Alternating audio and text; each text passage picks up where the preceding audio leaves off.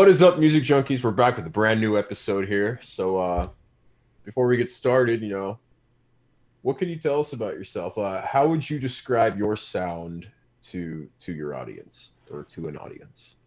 I mean, Tribal Seed sound, I'd say it's roots reggae music, but we also kind of like blend in a lot of other genres with it. Like we'll do like a cumbia vibe on something, or like a EDM vibe, like Gunsmoke, for instance, or Run the Show. Like Mhm. there's a lot of like EDM kind of influence mixed with roots reggae. And Nice. we'll do like some guitar stuff, like distortion type vibe. So we add like other elements. Plus we do songs in Spanish. Sham's been singing this Ganduana tune um and Libertad, and there's songs that we do in Spanish too. So we influence from where everybody kind of came from musically, but everybody all on the same roots reggae vibe. You know what I'm saying? So like Oh the yeah. roots reggae is like your base, and then you Yeah, change it up.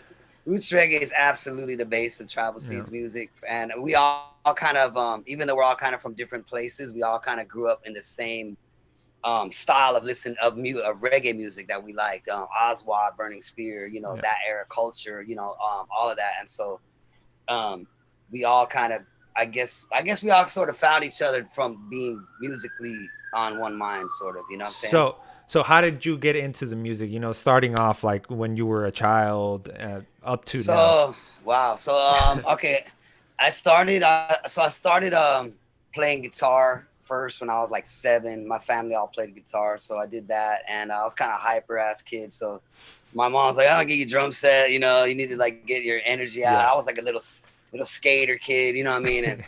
And so like I never went to school for music. I took drum lessons for maybe like 2 or 3 years when I was a kid, and the rest of the time I just like sat in my room and played the records all day long. And then by high school, I had bands. I had like punk bands, and I actually had a reggae band like as I was leaving high school. And then I got into reggae because through my brother, and I ended up before Tribal Seeds.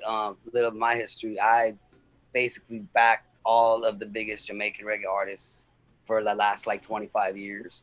So, at Barrington Levy, Gregory Isaac, Sean Paul, Shaggy, like all those cats. That's who I was working with and touring with before Beautiful. like the Cali reggae scene became what it is, right? Yeah. Mhm. It was mostly like if you were in a reggae band, it's like you wanted to sound like Jamaica reggae, and so my goal was to sound like these Jamaican drummers like Sly Dunbar and Horsemouth and all these guys that I listen to and idolize. And it's crazy because I end up actually, playing with these guys and being on a first name basis with some of these cats that I'm like, damn, I can't believe, Yeah. you know, me, a little, dude from, Venice, California, or whatever. Like I end up playing with like all the biggest names in Jamaican reggae. And it's, I've been pretty blessed, you know what I mean? And I kind of put myself in those situations, and I was like one of them go-getter type of musicians. I was like, yo, you need me, like, you know what I'm saying? Like, check me out. I'll be at everybody's show and sit in. And, a lot of guys will be like, hey, how did you get to where you are? I'm like, I don't know how it all happened,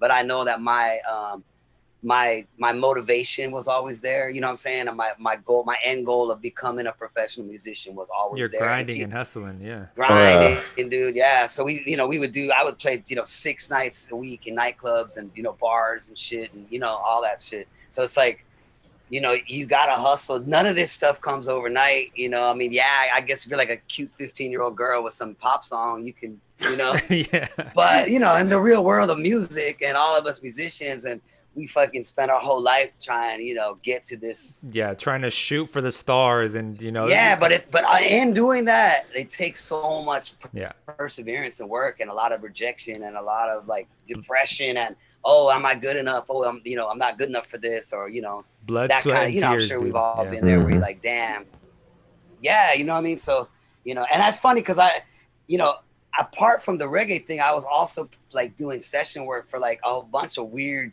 stuff, bro. Like I did like Ricky Martin. I did like a couple songs for Oh Ricky shit. Martin. Nice.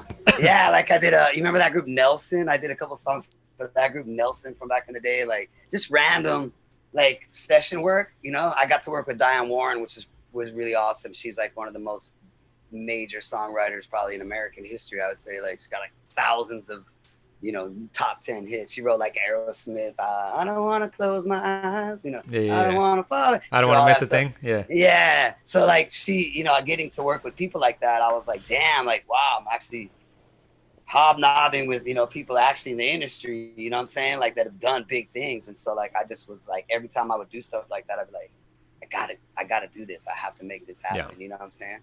Oh, yeah. So, but you never know if it's gonna happen or not. So some guys spend their whole life never going anywhere, and they're great musicians. You know what I'm saying? So it's partly luck of the draw, and it's partly your work ethic. I think that gets you where you want to go. Yeah. Yeah. So you got to keep grinding until you get where you want to go. Yeah. One question I do have: did you grow up listening to mainly reggae? No, actually, so the first music that I mean, classic rock was it for me. Like that started me on this whole journey. Led Zeppelin was my favorite group, and all that 70s era of classic rock, basically, Journey and Styx and all that. So I started playing that. I learned all those songs. And then I kind of gravitated to punk rock from that. And so I was into punk rock, basically, like growing up mostly. I got into reggae, like I said, around high school, I think, was around 16 or so. My brother kind of, and at first it's funny because I didn't like it at first. I was like, man, this shit's slow. And you know what I mean? I wanted to play punk, thrash. Yeah, I wanted to play like thrash and shit. Yeah, or like rock music and stuff. And like, so, when I first heard reggae, I was like, but then he took me to a couple concerts, and I got to see Oswald live back in the 80s, like the 80s, and Bernie Spear, and I saw Steel Pulse with Jimmy Cliff, and those three shows, I was like, oh my God, like when I saw it live, that's where I really like got for reggae music. I was like the bass and the sound of the drums and like the whole vibe. That's what really made me like fall in love with the music. And then I started to get into the records and all of that. But before that, I was like, this ain't my thing. It's kind of slow, you know what I mean? Yeah, you're down for those crazy punk thrash shows where I didn't at that time I had never been to Jamaica or anything. I didn't know patois. I do now fluently, but like then I was like, what are they saying? I don't even know what they're talking about. You know what I'm saying? So, I mean, you were young and rebellious, and exactly. And that's kind of funny you say that, because that's a big part of why I got into reggae, because the punk rock that I listened to was very political, Crass and Final Conflict and all these bands like that were super political. And reggae to me was rebel music, like punk rock was. They were fuck the system and eat the rich. You know what I'm saying? Type of vibe. But in a different way. In a different way, right? And a different struggle that Jamaicans had in creating reggae than American or British punk rockers had, but they're very similar too in ways. You know what I'm saying? And that's why Bob Marley wrote "Punky Reggae Party." It's exactly what it was about. He saw the punk rock scene and the reggae scene as like one and the same, and that's when he came up with that song. He's talking about that vibe. So I think a lot of like Shams too, CeeLo, the other drummer for Tribal Seeds, that I replaced, that plays with Sublime, same thing. He grew up punk rock, got into reggae through the punk rock world. I think a lot of us did actually, Yeah. Okay. So you already talked about who you've been in contact with, who you played with. Are there other artists that you would like to collaborate with or also play shows with? Yeah, I mean, yeah, I'm sure there are. Like right now, like you mean in terms of any genre or in terms of like the genre that I'm in? Let's do a couple of each. Wow, that's a hard question. Who do we want to do songs with? Well, I mean, like, so in our genre, I would love to do a collab with Chronix eventually. We have a song with Protege, but we really want to get Chronix. That would be a cool one. Buju was also another one. Growing up, Buju was like one of my idols. I don't know about the new stuff so much, but he's still to me like one of the top. As far as like in the Cali reggae world, I mean, we pretty much toured and worked with everybody already. You know what I mean? So. But I'm doing an all collab EP, a solo. I sing as well, so I'm doing a solo album. It's like I'm doing collabs with everybody in the scene. I'm working on one with Fortunate Youth and one with Hyrie and one with a bunch of different artists in the scene. So we're gonna put this little collab record together. I think that's awesome.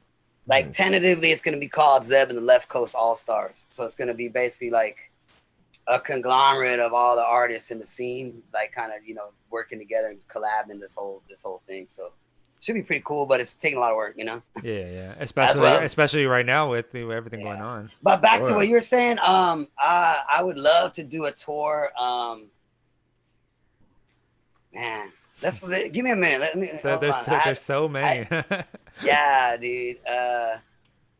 Wow, that's a hard question, man. Let me come Okay. back to that. Let me come All back right. to that. So if it wasn't for the music, what do you think you'd be doing right now? Bro, I have no idea, to be honest with you. I don't know. I would have probably like moved to Hawaii and be like running like a acai bowl place or something. Oh, You know what I'm saying? Yeah, Or like it's funny you say renting. that because there's so many fucking amazing acai bowl places in Hawaii. Oh, dude, yeah. In Like, Kona, oh my god. Oh, North Shore, all that. So I don't know, like, you know, I mean, I guess that would be everybody's dream, just, you know, surf and go to the beach Yeah, all the kicking time. it- kicking but that's it by pretty the much beach. what I do anyway, though. So it's like, you know what I'm saying? I live at the beach, you know what I mean? So it's like, but I don't know, like music has always, you know, been my thing and giving me direction. Like I never actually, I had a bunch of odd jobs growing up outside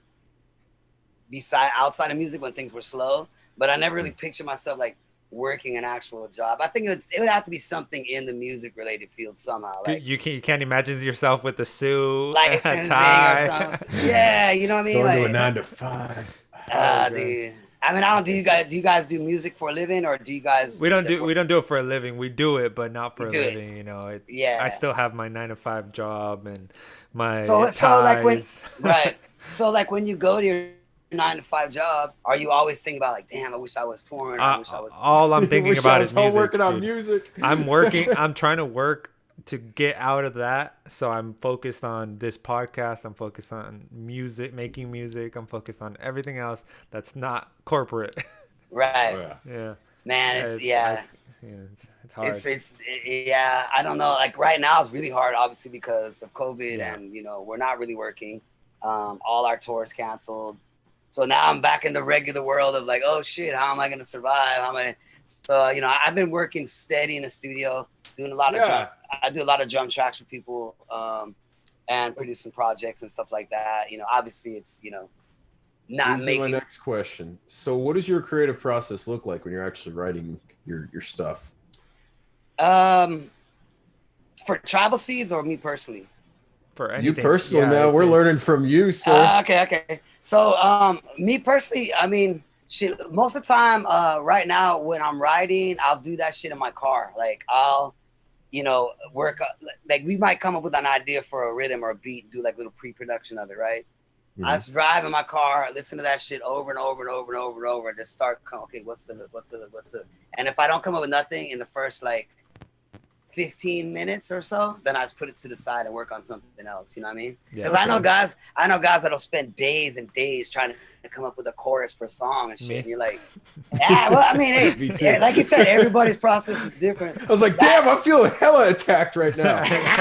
No, but there's nothing wrong with that. Just for me, I'm not patient. I'm ADHD like a motherfucker. So it's like, I'm like, dude, if it doesn't just jump out to me like in the first like 10, 15 minutes, I'll just put it away and come back. Yeah. You know what I mean? Because I don't like to rack my brain about it. You know what I'm saying? Oh yeah, you don't want to drive yourself crazy. Pulling your on hair it. and shit, just trying to come up with one chorus. Yeah, exactly.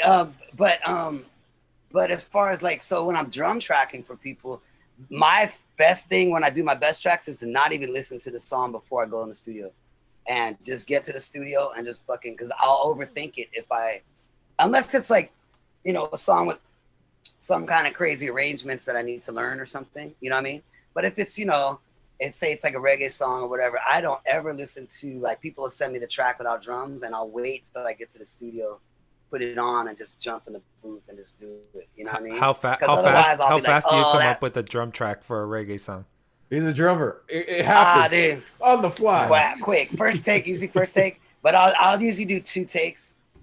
Like vary the second take and maybe do some crazier shit. Some like, fill I'll give it, you some options. some fill-ins. Yeah, like I'll do the first take. I'm rolls. usually doing.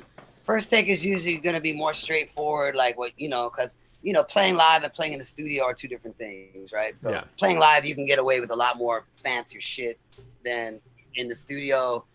You definitely got to keep things more simple and more like and So like I said, like, you know, that's just me. I know a lot of guys will sit there and like practice the songs.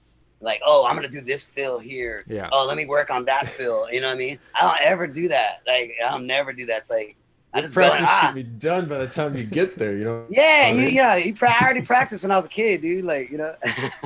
So it's like I'd rather just jump in and do it. Yeah. yeah. So, you know, you told us a little bit about the people you played with, some big ass names like, you know, Gregory Isaacs. So can you tell us some of the stories of touring with them, you know, back in the day? Oh, dude, bro, how long do we have here? We have as much time as you want. Yeah, man. Like this is your time. I got a gang of stories. So okay, well, let's see. Good ones and bad ones. Barrington Levy was probably the artist that I toured with for the longest amount of time and the most. So I've gone all over the world with that dude, like hundreds of times. So I have the most stories probably with him. I'll tell you one. Okay, so we went through some crazy shit playing with Jamaican artists, typically Jamaican clubs. You know, a lot of the promoters were shady as hell, and you know, you're in some sketchy areas and shit. You know, we played in some crazy places like French Guiana and stuff. So we played a show in the Bahamas one time, and a riot broke out. Barrington left the stage, and all of a sudden you start hearing gunshots. Pop, pop, pop, pop, pop. And we're like, fuck is going on? You know, and the fucking army of Bahamian army comes and surrounds the band with full on SLRs and shit. And they're like, get in the Jeep. And we're just playing music, dude. We're like, the fuck, dude? They take us straight to the airport and like throw us on like a private plane to get the hell out of there because it was turning into this big, like rebellion type shit. Yeah, like they didn't know or something, and like they were like, "What the fuck is going on, dude?" And we just get ushered into this fucking plane and like out of there. Holy shit! Some crazy shit. Like we did a show. I remember one time with him. We did a show in New York in like Bed-Stuy, Brooklyn, or some shit, and super ghetto, like crazy, sketchy nightclub, right? Brooklyn has nice places and bad places. This was definitely not a nice place. And so we pulled up in the van. And this dude just gets capped in line for the show, right? As we pull up with the artist, dude gets shot in the head. Barrington is like, keep driving, and just fucking kept driving, dude. And we never went to the club. We never went to the show. We're just like, we're out of here. Like, I don't blame you for that one. Wait, man. did you see it happen? Yes. Yeah. Yes. Like right in front of your fucking face. Like he described that shit, and I fucking felt it, like as if I was there. Dude. Like this dude. That and I've seen it before growing up in LA, but but it's never easy to see. But like at that time, you're like, okay, the show, you're all excited, let's do the show, right? This dude just gets capped, bro, like right in front of us, and we're like, fuck. So those are some crazy. I have some funnier stories on a lighter note. No, it's cool. So one of the funniest to me, like, it doesn't actually involve the artist, but I was on tour with him, and we were in Poland in the airport. And our tour manager, road manager dude was like this big, huge dude. Looked like Rick Ross, the rapper Rick Ross. Yeah. Like he was big though, like 6'8", 400 pounds, right? Big black dude, right? And me and him are walking through the airport to get some food or whatever. And this little like Polish or Italian guy with a suit on, like my size, I'm small, right? This dude is 8 times my size, right? This little dude sees him. I don't know if it was racist or what it was. We have still to this day, we don't know. But he like throws his briefcase on the floor and he goes, "You." He goes, "You." And Biggs, his name was Biggs. He goes, "What, me?" Like he's like, "Me?" He goes, "Yeah, you. Suck on my fucking balls." And he's like waving his balls in the airport, bro. Let me get up and show you how he did it. He goes, "You suck on my fucking balls," right? And and we were like, oh my fucking God, this dude wouldn't stop, bro. And Big's like, bro, what did I do? And he's like, suck on my balls, right? And they fucking ends up in handcuffs, and they fucking take this dude to jail, bro. And still to this day, like back then, I don't think we didn't like have these cool ass phones that we have now. It's more like flip phones. So you couldn't really record it. 90s and shit. Yeah, I couldn't really record it, but like it was the funniest shit, dude. I was like, I can't believe that shit just happened right now. What the fuck? Man. Maybe he was, playing for the other team and he really wanted him to suck his balls. It could be. Hey, I'm not Yeah. mad at him for that, but it was a little aggressive. You know what I'm saying? Yeah. Oh You man. really wanted it. It's a little aggressive. Yeah. Oh God. Yeah, and then it's funny because I used to play with a lot of like Latin pop artists, like Paulina Rubio. I played with her for a minute. Oh, really? And Cat De Luna. I don't know if you know Cat De Luna is, but Cat De Luna, she's a Dominican singer, kind of like a Shakira. Yeah. Pretty big, but she's very big in the gay and lesbian community. That's like her main fan base, right? So all of her tours were all Pride Fests, and they were like all these nightclubs, like just the LGBTQ community. And I had never really been around like these nightclubs and like all these people like that. I came from like the Jamaican reggae scene and that. To a nightclub scene, yeah. Well, now they like the roadie guys, are like full on, assless chaps and like carrying my drums and stuff. You know what I mean? It was just funny because it was like this whole new world for me and shit. But they were super cool. It was just different. You know what I'm saying? The scenes that like coming from like say like the regular Latin pop scene and the reggae or the Jamaican reggae scene to the Cali reggae scene to like only Pride Fests and stuff. Yeah. It's funny. It's a huge transition. Yeah, music will take you to a lot of places, man. You know what I'm saying? And, especially if you're open to any kind of music and you're not, I know I play a lot of reggae, but I'm not a reggae drummer only. I play music.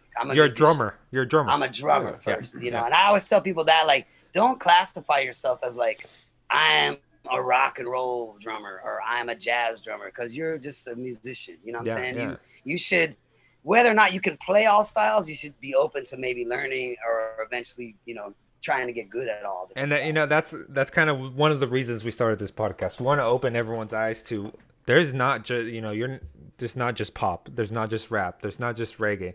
There's so many genres, so many great artists, musicians, right? Stuff that you'll never, there's long ass list, you'll never run through it, in your lifetime. And there's so many good people that just give them a chance, and or give other genres a chance. You never know. Yeah, I mean, it might not be your thing, but I think as far as becoming a better musician, I think it's always good to learn, have an open mind and learn. Yeah. And when the day I can't remember who told me this, but he's like, the day you stop learning about music is the day you should put down your sticks, something like that. Like, if you think like, oh, I'm the shit and I've done all this great shit and nobody can tell me that, that's or I've gone as far as I'm gonna get. Then why even bother playing? Like, all right, that's just becoming comfortable. You know what I'm saying? Yeah. I think we should all be always like, dude, I always gotta get pushing.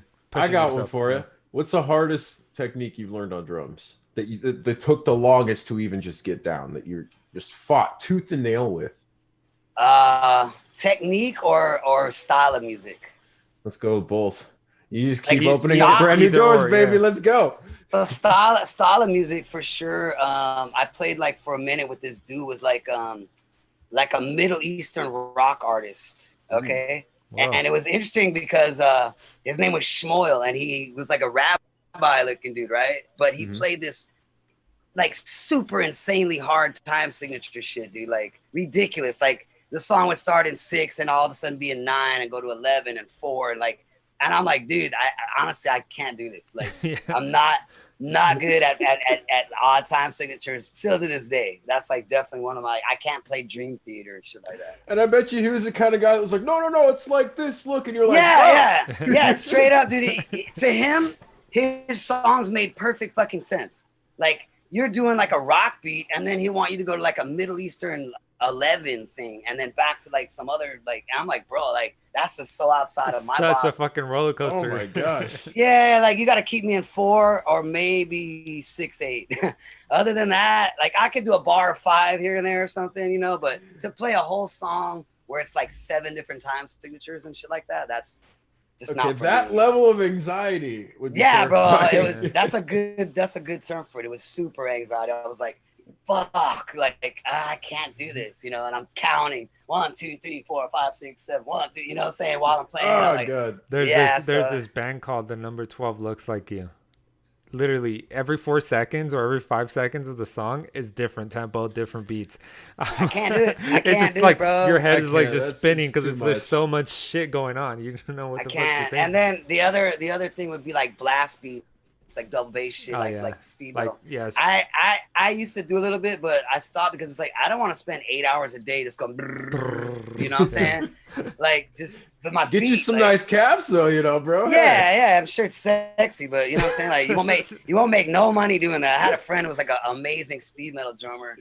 You know, he's like, fuck, dude, I'm not making any money doing this. I'm like, I know, dude, play some funk or some shit people can dance to, and you'll make some money. And he started, he's like, you're right. Like, you got a cover funk band. You know, Jake and I came from the metal scene. You know, we grew up playing metal, not speed metal, but yeah, you would have the double pedals, blast beats and shit like that. I love it. I love listening to it. There's no money in the metal scene anymore. Maybe back in the day, let's say 2009. You had to be like Avenged Sevenfold or something to like actually make money. But listen to them now; they don't sound anything like they used to. No. So you know, all these metal bands are turning into rock bands. So for real, like rock alternative type style with a little bit of metal. You have to differentiate yourself from that. Like a good example that I saw that was System of a Down. They're an LA band. When I first saw System of a Down, they were like a local band, and they were just a straight metal band. Yeah. Right. And I saw them, and everybody's talking about, oh, System of a Down, you gotta check out this band, right? And I was like, sounds just like every other metal band in LA, right? And then somewhere along the line between I saw them and that put out that first record, they changed their sound to that crazy dope shit that they do now. And I was like, oh, I get it now. Like it's not the same band that I saw. Yeah, it's the same band, but metal to like psychedelic metal. Crazy, psychedelic metal. I don't even know, dude. I don't know how they came up with it, but somebody in the band, whether it was Serge or somebody, was like, all right, dude, we need to fucking like revamp our shit here. And it worked for them. And you got to think of it as a business. If you want to do it for the rest of your life, you got to make sure that it's of course, dude. And it's still your art. It's not. I don't think you're ever selling out by selling records. I think to me, a sellout is somebody that like sings about positivity and then starts singing about fucking killing people or something or whatever to make money, right? Like say a conscious rapper that goes to be a thug rapper or something. That's selling out to me. You know what I mean?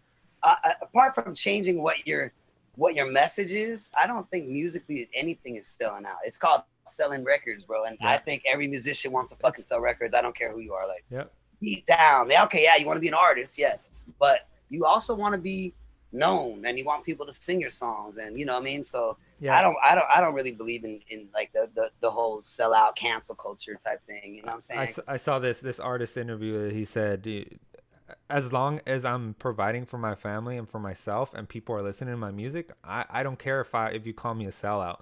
I'll be a sellout all day, every day, as long as people are listening to my stuff, dude. And my family's taken care of. Hell yeah, dude. He's selling out all the way to the bank, bro. Yeah, exactly. Good job, man. It's his moneymaker. He's selling out. Knock him out for doing that. He's selling out records. You know what I'm saying? Selling out shows. Yeah. You know that was what.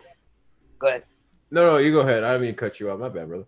Oh no, it's all good. Go ahead. I'm good. I was just gonna ask you. You know, what's one of your favorite songs to perform or play on? For Tribal Seeds, I love playing Run the Show because we do this dope like EDM breakdown live on it, and it's like crazy dubsteppy and like shit like that. That's one of my favorite ones to play.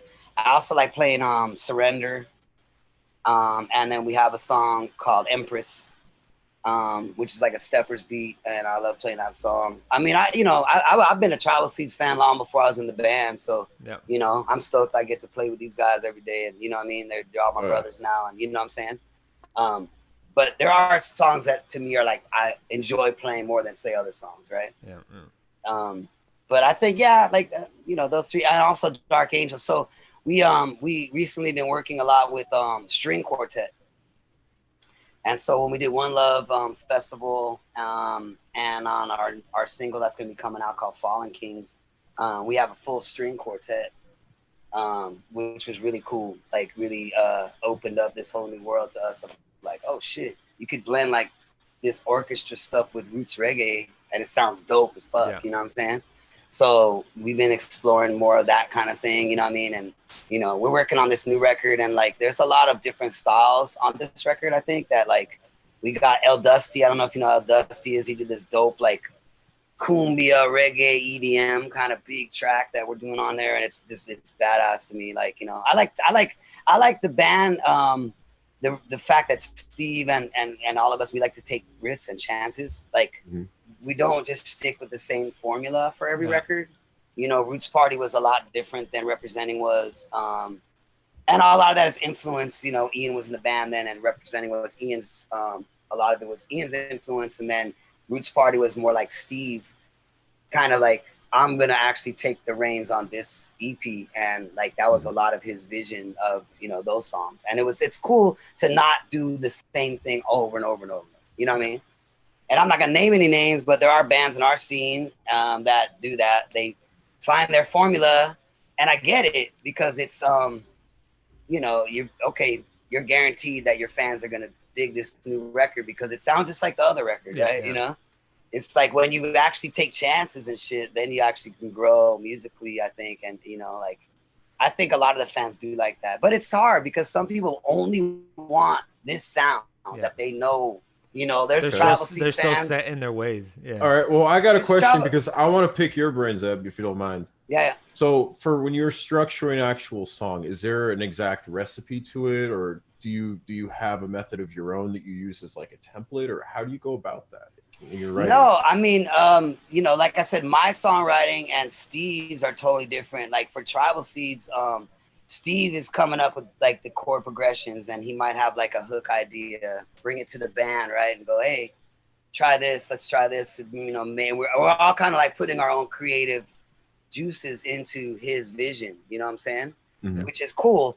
But you know, he's coming up with most of the basis of the ideas to start, and then we're all just kind of throwing in our ideas on top of that. When I do my own songs, you know, then it's either me and like a, you know, somebody I'm working with, a producer or whatever. Like, I have a different songwriting process. I actually like, sometimes I like to do the song from scratch. Sometimes I like somebody else to do the music, and I'll just write the lyrics. You know what I'm saying? Makes it so much easier. You know what I mean? Just focus on one little spot. Yeah.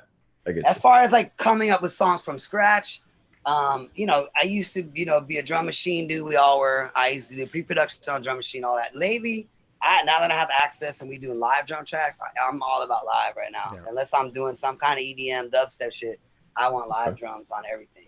You know what I mean? I just got so burnt out on the whole drum machine thing. You know what I'm saying? That like now when I hear songs with drum machine, I'm like, this doesn't move. I want to hear the drum. I want to hear the feel. I want to hear the fills. I want to, you know what I'm saying? Yeah. I like that. That's one thing that really got me into reggae music, was listening to rawness and Sly Dunbar and all these drummers that were like doing this amazingly dope hi-hat patterns and shit like that. You know what I'm saying? So I try and do that sometimes in our songs too. Like Roots Party is an interesting one. Okay, so Roots Party, it's a one drop, a typical kind of Bob Marley one drop. But on the second verse, I go to a whole different hi-hat pattern for the first part of the verse, just to vary it in the song. And some people might not pick up on it, but instead of going right, that vibe, I go okay, right, just for like 4 bars or 8 bars, and then go back to the other beat. And those are the things I think, like, me personally as a drummer, I like to hear bands do shit like that. I like to hear drummers do some interesting shit on just so like, it's not just the same repetitive exactly. And you know, and the repetitiveness is one thing that's cool about reggae, because it's supposed to be kind of hypnotic, and that part I do as well. But sometimes it's nice to, you don't have to do fills all the time. You know what I'm saying? You could do really nuanced little things without doing a big drum fill that crash. Changes up the song and doesn't keep it all repetitive. Yeah. Exactly. And I think, like, as a drummer, and I think being in the studio all the time really made me better at that, because it tightens everything up, dude. You have a click track, you have a guy telling you, no, you fucked up, redo it. And you're like, yeah. And also, thanks, brother. And also those songs recorded are going to live forever. Yeah. So you're definitely more like thinking, you know, when you're live, you're like, fuck it, I'm gonna do this big ass fuck, you know what I'm saying? And the energy of the crowd and shit, because it's just one show. And you're building everyone up, you know. Right, and the people want to hear more live than they do. But on the records, you really got to like hold back, and you got to find ways to do it, creative and exciting things without overplaying over the vocals and shit like Think of it like seducing them to come to your shows. Right, exactly. And then when they come to your show and they go, damn, the live show, you want the audience to think that your live show is even better than the record. Yeah, well, you don't want to be a studio band, you know. You don't want to be considered a studio band. Some bands are. Some bands are really amazing in the studio, but live they kind of fall short. Yeah. Like, you know, It's just sounds good, a lot of musicians like that just don't have a live performance, and you gotta have, it's it's the whole package, I think, that you have to do. And you know, like that's why like now we always bring our horn section with us, and you know what I'm saying, sometimes we add in switch as a DJ, like scratching and shit like that, to make the live show this that much better. Yeah, yeah. Yeah. So I wait, about real quick. You said what artists I would like to tour with? Anderson .Paak. Yeah, okay. There I it is. would love to even just meet Anderson .Paak. I never met him. I'd love to just meet him, but let alone I would love to go on tour with that dude or jam a song with him or play some percussion or some shit. Yeah. Like that would, I mean, to That'd me be dope. right now, you know, I got to do that with Questlove before, which was awesome. But Anderson to me right now is like the dopest. So I'm gonna go with Anderson. Well, if we get him on the show one of these days, yeah, right. If you get him on the show, let me say hi at least. You know. All right. Hey, so all right. So we talked about, you said, some other bands that you won't name, kind of keep it repetitive. So there's a few bands that I've heard in the reggae scene that are changing up drastically to pop reggae. What do you think about pop reggae? I mean, look, it's just like we went back to about, are you selling, are you not selling? Yeah. I'm not mad at any band for going the pop route because I understand that it is a business. You know what I'm saying? Me personally, I'm not a big fan of pop reggae. I never was. There are some songs that I like, but the pop major chord reggae stuff was never really my thing. I was always into like minor, like dread sounding stuff, and that's why I love Steve's songwriting because he's into that too. So I like the minor key songs. I like to be more like, I don't know, it just makes me feel a different way. Like the happy thing is cool, and if you got a cool, catchy hook, I get it. You know what I'm saying? It's just not like what I would listen to normally, or like the Steves of our band for sure. Like obviously we want to hit, you know what I'm saying? Don't get me wrong, but we also want to create a message and art that appeals to you. And art. And so it's like, it's a lot. I think it's a lot easier to write a pop reggae song than it is to write a dope reggae song. You know what I'm saying? It's kind of easy to do. Take 4 major chords and they sound happy and put together and have this happy chorus, right? Yeah. And it'll sell. Well, like Jake and I grew up in the metal scene. When I was a little, Bob Marley was the first reggae influence that my brothers, kind of led me into, and then Gregory Isaacs, that raw reggae. Right. So exactly. I would listen to all the raw reggae, Slightly Stupid, Tribal Seeds. I actually listen to you guys a lot. Stupid is a good example too because they grew up on the old school reggae, like we did, and that's why they have Don Carlos with them and all that. That's actually how I met Stupid. I was playing with Barrington Lee, and they would be our opening band all the time. And so I met them in San Diego, and it was just Kyle Miles and the old drummer. And so I saw them go from like this local band to like this, the biggest band in the scene, pretty much. Them and Revolution, and both same with Revolution. I saw them go, and they're same with them. They kind of grew up like we did, like listening to roots reggae from Jamaica and all the old stuff. And so, that's more of the vibes that I gravitate to. You know what I'm saying? The bands that like-minded like that. Mm-hmm. I didn't really grow up in the Sublime era because Sublime to me was just another local band from where I lived in Long Beach. Oh yeah, they were there. Yeah, there. You know what I mean? So there was the West Coast punk reggae type. And nothing against Sublime, but they were never my favorite band. You know what I mean? Like I understand why they're huge and popular. It just wasn't my thing really. You know what I'm saying? Yeah. So that LBC. I think they broke a lot of barriers of they did kind of mixing a lot of the things together, ska, reggae, punk. Punk and all that, yeah, and they were very influential for that for sure. You know what I'm saying? Again, I'm gonna say that they were a better recording band than they were live because every time I saw them live, they were always kind of wasted and like fucking around. You know what I'm saying? They pre-gamed a little too hard. Yeah. I mean, any punk band just. Dude, they were definitely punk. They go way too hard in the pregame, and then when they're playing, it just sounds like noise. But they had a Steve's, and they had like this unique originality that Bradley had, and so that's what set them apart. You know what I'm saying? And they did all these different genres, and again, they also loved and respected the old school reggae cats, and that's why they have songs. Saw Red, that's Barrington Levy's song. The Pawn Shop, all those songs they took them from Jamaican artists, right? It's Wailing Souls, Half Pint, Love Is What I Got, that's Half Pint. So all the artists that I was playing with are the artists that Sublime ended up using their hooks and stuff for their songs. So they grew up in that old school, you know, type of vibe. And I think that's why people like gravitate to them now, because they see that, they know that, you know. Same with Stupid, you know what I'm saying? That era. Go ahead. I forgot. Forgets It's a lot. surprise. It's a surprise right there. So anyway, so like like I said, the pop thing is cool. I don't have anything against bands, you know, going pop or whatever. You know what I'm saying? As long as they keep their message, you know, intact of what they're trying to convey, whatever it might be. You know what I'm saying? You know, I don't want to point people out, but you know, Soulja was one of my favorite bands until they went extremely pop. Right, and you as a fan, I mean, that's totally understandable, because you probably got into them when they were this band. Yeah. That you were like, you know, maybe it was even when they were Soldiers of Jah Army or something. And that's when I first heard them. That's when I first heard them, you know.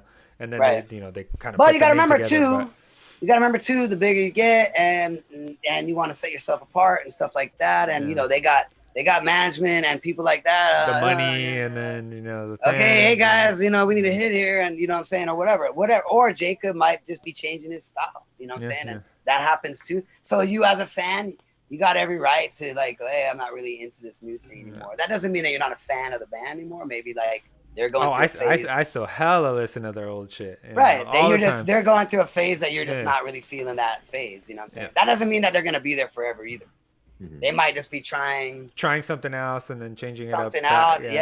So I honestly haven't heard a new record from them in a minute, right? No, they don't have anything new out. Right. The newest thing came out, maybe beginning of last year, end of the year prior to that? Yeah, it's been a minute, yeah. I mean, us too. That's why we're working hard right now. You know, we want to get new music out. So you know, that's kind of all year what we've been doing since COVID, especially all our tours canceled. So like, finish this record. We also have another announcement coming up here, maybe tomorrow in the next day or two. I can't say what it is yet, but you'll see it. It's going to be a big announcement in a minute. So man, that's a tease, bro. That's a tease. Yeah, I wish I could divulge information more, but you know, I get it. So dangle the carrot. Go ahead. Yeah. So anyway, I gotta leave in a minute. So give me I got about 5 more minutes. Sorry. No problem. All right. Well, I think the last thing we want to know, can you want to say something to anyone that hasn't heard of Tribal Seeds, or anyone that hasn't heard of you that's trying to listen to that new album you're working on? Anything you want to say before we let you go? I'd say, you can find everything on Spotify, obviously. The new stuff, I'd say, if you want to really not just my band, but any band or musician, I say, right now, YouTube is a great way to go find live performances.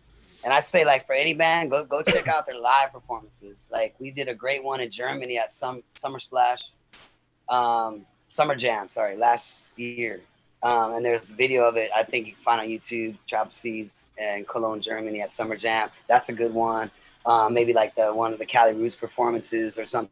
And you can get more of a feel for what the band is about, I think, if you find live videos and watch, As far as me personally, I have a million things. My band before Tribal Seeds is called Detour Posse. We were the backing band for all the Jamaican artists. If you go on YouTube and look that up, you'll find a million things of me. Plus I did Jay Leno with Shaggy, and then George Lopez show with Shaggy, and also the James Corden show with Shaggy. So you could probably find those.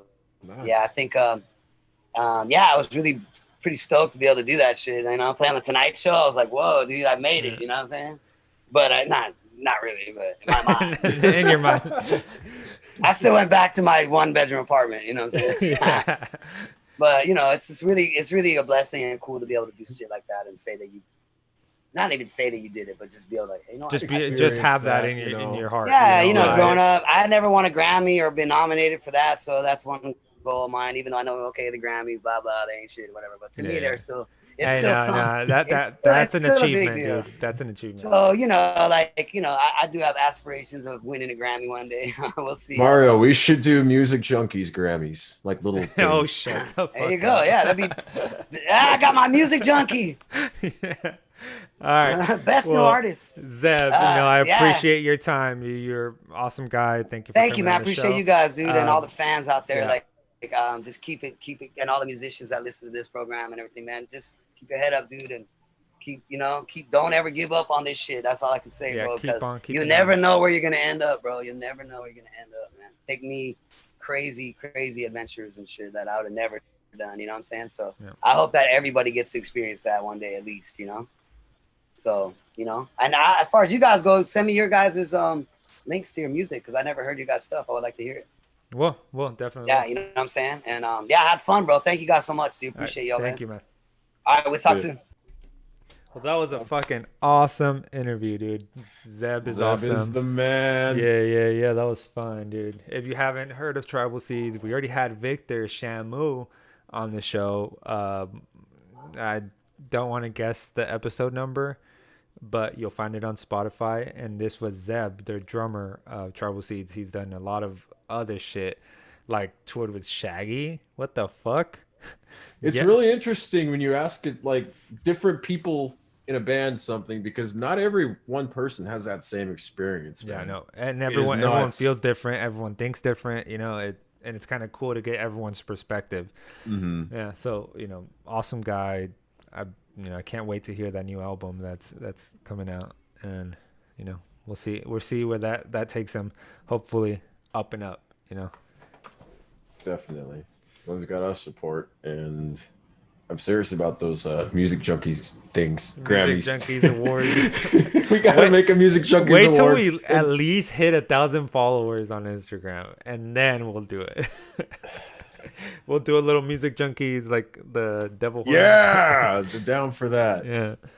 All right. Well, thank you guys for tuning in. I really appreciate you guys. I love you guys. Keep an eye out for next week. We do have someone coming up, and I'll release the flyer about maybe Thursday. And if you have anything for us, let us know. Send us a message, buy our merch, support us in any way you can. And, just keep on keeping on. And if you do buy something before the month of October is up, before Halloween, you will get a 10% discount. So act fast. Awesome. Well, stay safe. Love you. Take it easy.